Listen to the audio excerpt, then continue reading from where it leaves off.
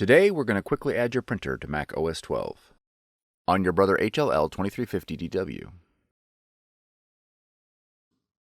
In the top left corner, click the Apple icon. Then click System Preferences. Next, double-click Printers and Scanners. Click the plus button located below the printers list. Your machine should now display in the Add Printers window. Select your Brother machine from the list. In the Use dropdown, verify that the default driver has been selected. Then click Add. If your machine is not found, it is most likely due to an error in device discovery protocols.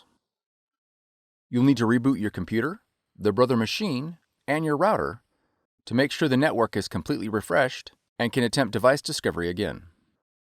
Once added, your Brother machine is ready to print. For more tutorials, FAQs, and videos, visit us at www.brother-usa.com.